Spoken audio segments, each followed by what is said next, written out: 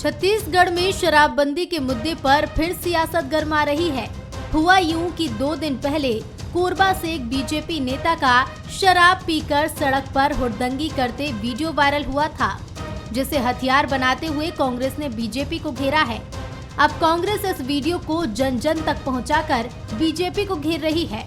कांग्रेस ने तो 11 नवंबर को बिलासपुर में बीजेपी की महतारी हुंकार रैली पर भी सवाल खड़े किए हैं।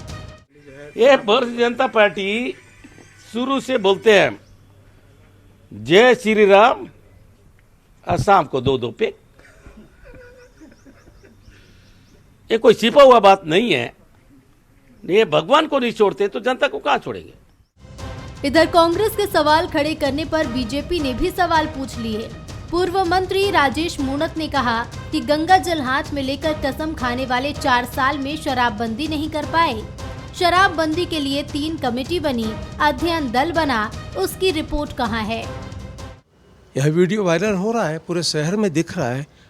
वही तो मातारी पूछ रही है, वही तो बहनें आंगनबाड़ी की पूछ रही है, वही तो सहायता समूह की बहनें पूछ रही कि आपने चुनाव के समय हमसे जो वादे किए थे, वादों को 4 साल के बाद में आप पूरे क्यों नहीं कर पा रहे। ये खाली वोट के लोग लुभावने नारे थे कि छत्तीसगढ़ की मातारी को आपने शर्मसार करने के लिए इस प्रकार के नारे लगाए थे। ये हुंकार रैली उन माताओं की है, उन बहनों की है जिन्होंने छत्तीसगढ़ सरकार को कहीं न कहीं चुनने में अपना वोट दिया होगा, लेकिन आज ये वादे से पलटे हैं। इसलिए उनको याद दिलाने के लिए भारतीय जनता पार्टी आज ये हुंकार रैली करने जा रही है। कुल मिलाकर जैसे जैसे चुनाव का समय पास आता जाएगा, दोनों ही दल और ज्यादा मुखर होते जाएंगे। बीजेपी जहां कांग्रेस को घोषणा पत्र के वादे याद दिलाएगी, तो वहीं कांग्रेस बीजेपी को उनके 15 साल की विफलताओं को गिनाएगी। बहरहाल शराबबंदी दोनों के गले की हड्डी बन गई है। अब इसका असर 2023 में कितना होगा, इस पर भी सबकी नजर है। गौरव शुक्ला, बंसल न्यूज, रायपुर। नमस्कार, मैं हूं दीपक मिश्रा और छत्तीसगढ़ आज का हमारा मुद्दा है शराबबंदी पर घेराबंदी। छत्तीसगढ़ में भले ही विधानसभा चुनाव के लिए साल भर का वक्त बचा हो, लेकिन प्रदेश में अब सियासत चरम पर है। शराबबंदी पर बीजेपी और कांग्रेस एक दूसरे को घेरने में लगी है। तो सवाल यही उठता है कि क्या 2023 के विधानसभा चुनाव में शराबबंदी का मुद्दा एक बार फिर गरमाएगा? क्या बीजेपी एक बार फिर इस मुद्दे को बुनाएगी? चलिए चर्चा करेंगे आज इसी विषय पे। जल्दी से मेहमानों से मिल लीजिए जो हमारे साथ आज जुड़ रहे हैं इस चर्चा में। हमारे साथ कांग्रेस प्रवक्ता सुरेंद्र वर्मा जी जुड़ रहे हैं, श्रीचंद सुंदरानी जी जुड़ रहे हैं बीजेपी के नेता, और हमारे state editor, Chhattisgarh state editor Aditya Namdev ji जुड़ रहे हैं। आप तीनों का बहुत स्वागत है। चर्चा की शुरुआत सबसे पहले आदित्य जी आपका एक ओपनिंग कमेंट लेकर मैं करना चाहूंगा और उसके बाद हमारे राजनीतिक मेहमानों की तरफ मैं पहुंचूंगा। सियासत जो शराबबंदी को लेकर हो रही, ये कोई नई बात नहीं है। सरकार में आए, सत्ता में आए कांग्रेस को 4 साल हो गया है। बीजेपी हमेशा यह आरोप लगाती है कि गंगा जल की कसम लेकर आपने वादा किया था, लेकिन क्या हुआ? कमेटियां बन गई, अवेयरनेस कैंपेन चलाए गए, लेकिन अब तक 4 साल होने के बाद भी कोई फैसला सरकार नहीं ले पाई। 1 साल बाद चुनाव है, मुद्दा वही है, लेकिन हुंकार बीजेपी की नहीं है। कैसे आप देख रहे हैं इस पूरे शराबबंदी के मसले को और इस पर हो रही सियासत को? देखिए दीपक जी, 2018 का जो कांग्रेस का घोषणा पत्र था, इसमें कोई दो राय नहीं है कि उस घोषणा पत्र में एक महत्वपूर्ण बिंदु था शराबबंदी अनुसूचित क्षेत्रों को छोड़कर। मतलब साफ है, जो आदिवासी क्षेत्र हैं, एसटी बहुल इलाके हैं, उनको छोड़कर पूरे छत्तीसगढ़ में शराबबंदी का वादा किया गया था। इसमें कोई दो राय नहीं कि महिलाओं ने बहुतायत से, मैं तो ये कहूंगा कि मैक्सिमम महिलाओं ने कांग्रेस को वोट किया था केवल इसी लाइन को देखकर कि छत्तीसगढ़ में शराबबंदी हो। क्योंकि सबसे ज्यादा कोई 2-4 होता है शराब के चलते, शराब के नुकसान के चलते, तो परिवार की महिलाएं होती हैं, घर चलाने में दिक्कत, मारपीट का वो शिकार। सबसे बड़ी बात है, देखिए छत्तीसगढ़ में मैक्सिमम लोग किसान हैं।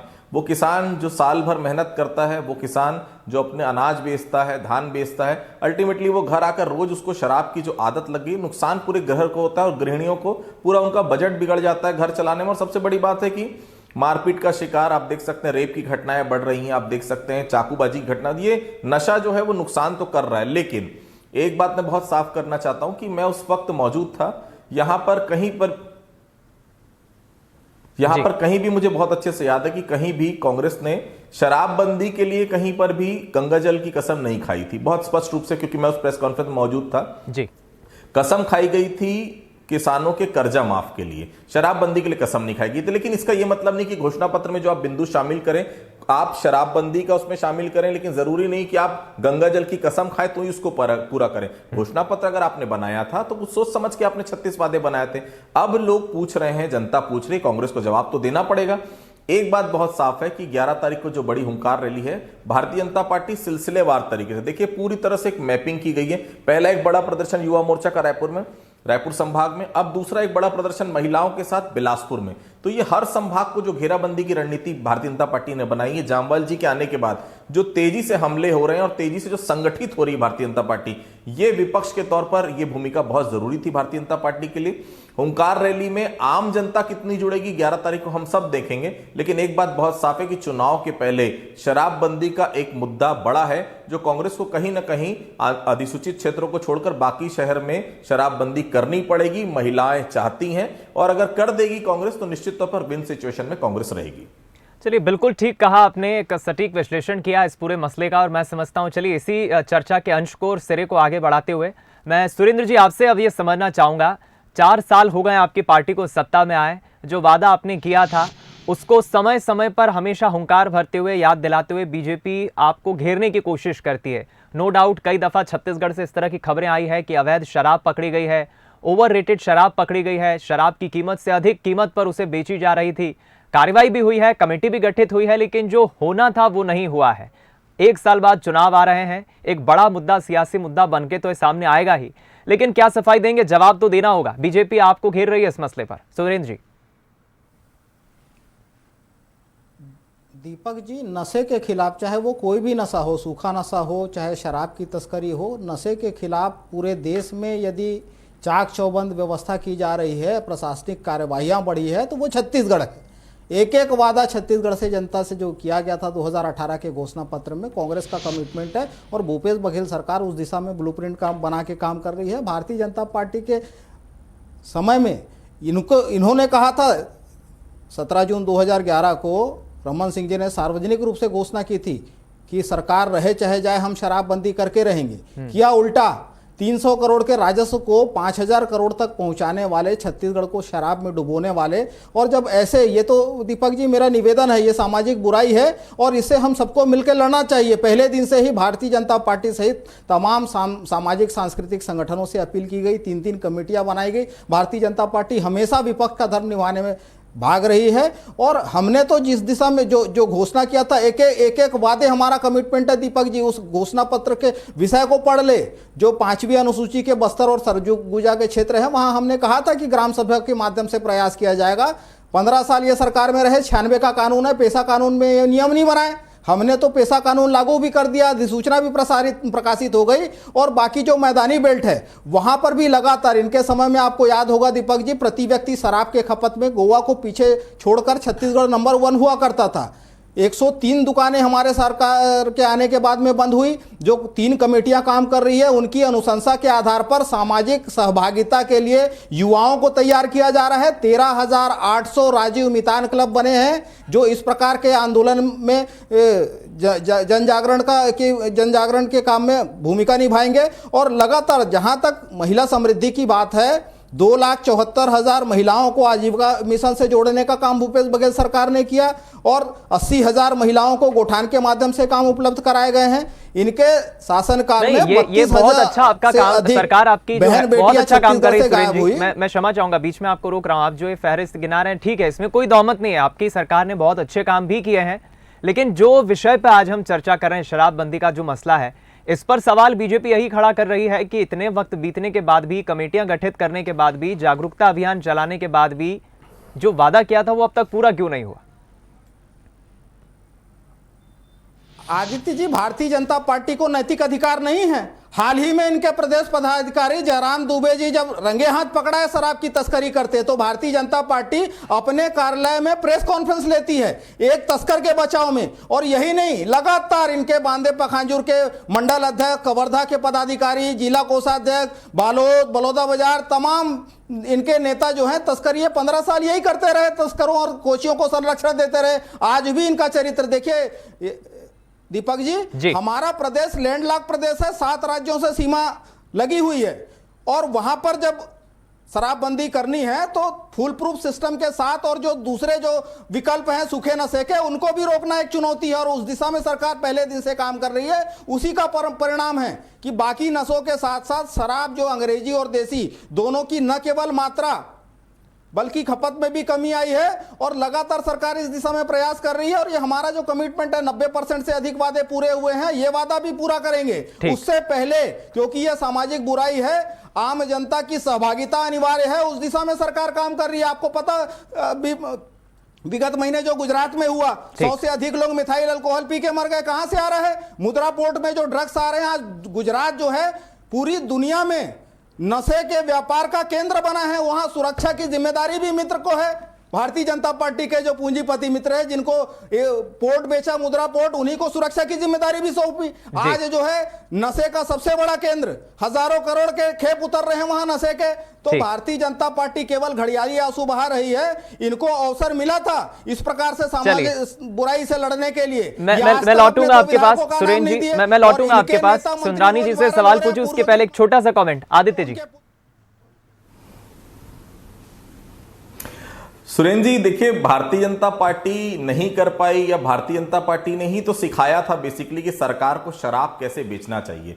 क्योंकि पहले मुझे बहुत अच्छे से याद है, रमन सिंह जब मुख्यमंत्री थे तब उसी समय ये अमेंडमेंट हुआ था कि सरकार जो है वो शराब बेचेगी। उसी को आप लोगों ने भी कैरी किया। लेकिन सबसे बड़ा सवाल यही, अब 4 साल बीत गए, आपको ये मंच मिल रहा है, आप बता दीजिए क्या बस्तर और सरगुजा को छोड़कर क्या प्लान कर रही है सरकार? क्योंकि ये बड़ा मूव होगा अगर शराबबंदी की घोषणा छत्तीसगढ़ में हो जाती। दूसरी तरफ श्रीचंद सुंदरानी जी बता दें, वो ननकीराम कंवर का जो बेटा है वो किस पार्टी से बिलोंग करता है? क्या वो शराब पीकर रोड में लेट रहा है, बस के सामने आ रहा है? तो क्या पहले तो अपन जितने जन नेता हैं, जितने राजनेता, ये तो पहले शराबबंदी कर ले। स्टेट में तो होती रहेगी शराबबंदी, क्यों नहीं इन लोग शुरू करते? जरूरी है क्या कि जो सरकार है, आम लोगों की जवाबदारी जब तक नहीं रहेगी जब तक शराबबंदी कभी नहीं हो सकती।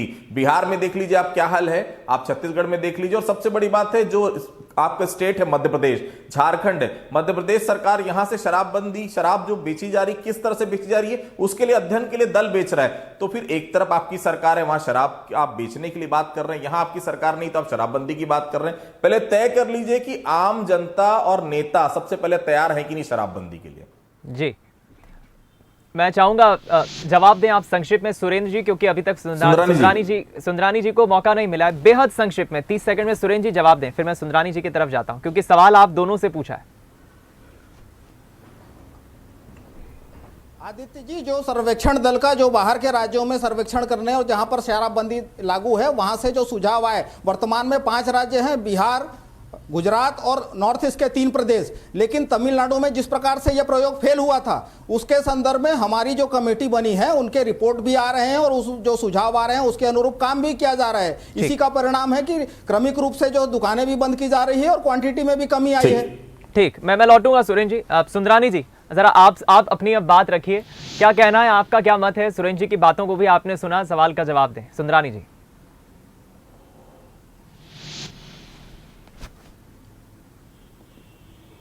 बारी बारी से एक एक सवाल का जवाब दूंगा जी। आप आदरणीय सुरेंद्र वर्मा जी ने ये कहा कि भारतीय कांग्रेस की सरकार ने 3 कमेटियां बनाई, भारतीय जनता पार्टी ने 2 विधायकों के नाम नहीं दिए। यह वादा कांग्रेस पार्टी ने किया था कि भारतीय जनता पार्टी ने किया था? भारतीय जनता पार्टी ने कभी अपने घोषणा पत्र में शराबबंदी की बात नहीं की। हम आंशिक रूप से शराबबंदी की बात को जा रहे थे। हमने 2000 की जनसंख्या वाले गांव में 250 शराब की दुकानें बंद की। जहां तक भारतीय जनता पार्टी का सवाल है, क्योंकि इन्होंने घोषणा पत्र में वादा किया, भारतीय जनता पार्टी कहती है कि आपने घोषणा पत्र में जनता को वादा किया, जनता से धोखा देकर वोट लिया, 4 साल आपके सरकार को हो गए, आप अब या तो शराबबंदी करो या गद्दी छोड़ो। भारतीय जनता पार्टी मातारी ओंकार रैली 11 तारीख को निकाल रही है। निश्चित रूप से मैं आपको बताऊं 1-2 उदाहरण ऐसे भी, जैसे आप आदरणीय आदित्य जी ने पूछा कि ननकीराम कंवर जी के बेटे किस पार्टी के। मैं निश्चित रूप से परिवार भारतीय जनता पार्टी का है, लेकिन हमारे 40 लाख सदस्य हैं छत्तीसगढ़ में। एक आध कोई उदाहरण देकर आप पूरी भारतीय जनता पार्टी को कटघरे में नहीं खड़ा करना चाहते कर सकते, क्योंकि ननकीराम कंवर जी के बेटे ने क्या किया नहीं किया इसकी कोई मुझे पुष्ट जानकारी नहीं है। लेकिन उसके बाद मैं आपको ये कह सकता हूँ कि भारतीय जनता पार्टी आज भी शराबबंदी प्रदेश में हो क्योंकि कांग्रेस ने वादा किया इसलिए हो। मध्य प्रदेश में क्या हो रहा है, गुजरात में क्या हो रहा है, बिहार में क्या हो रहा है, इससे कोई लेना देना नहीं। छत्तीसगढ़ की जनता में को जो ये वादा करके एक्सीडेंटल सरकार प्रदेश में बनी है, निश्चित रूप से इसके ये जिम्मेदार हैं, इनको शराबबंदी करनी चाहिए। और भारतीय जनता पार्टी के विधायक इनके टीम में क्यों शामिल हो, 3 कमेटियां क्यों बनाई गई और 4 साल में 3 कमेटियों की रिपोर्ट क्या आई, वो रखना चाहिए। इनको सार्वजनिक रूप से जनता के बीच में आना चाहिए। अब ये कहते हैं, इनकी 2-3 बातें मैं आपको बताना चाहूँगा। भारतीय जनता पार्टी की सरकार में बोलते राजस्व बढ़ा, हाँ हमने लीकेज खत्म किया, कोई लीकेज नहीं रहा शराब में। आज कांग्रेस की सरकार बनने के बाद एक दुकान में 2 प्रकार के काउंटर, एक वाइट का एक ब्लैक का, 2 प्रकार के काउंटर चलते हैं। अवैध दारू अन्य राज्यों से आती है, पकड़ी जाती है। सूखे नशे का व्यापार, चाहे चरस हो, गांजा हो, अफीम हो, इसके अलावा ब्राउन शुगर जैसे नशे का व्यापार भी छत्तीसगढ़ में बढ़ा है। कोचियों के माध्यम से शराब बिकवाया जा रहा है, तो क्यों नहीं भारतीय जनता पार्टी सवाल करेगी।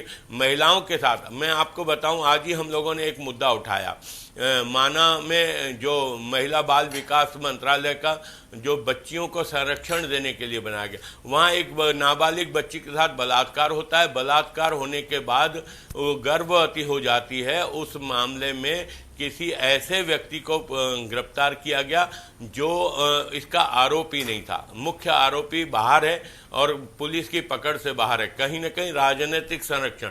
महिला बाल विकास मंत्री क्या कर रही हैं, वो कहती है मुझे कोई जानकारी नहीं है। इस प्रकार की घटनाएं लगातार छत्तीसगढ़ में बढ़ रही, महिला अत्याचार बढ़ रहा है और कहीं ना कहीं कांग्रेस की सरकार अपनी जिम्मेदारी से बचना चाहती है।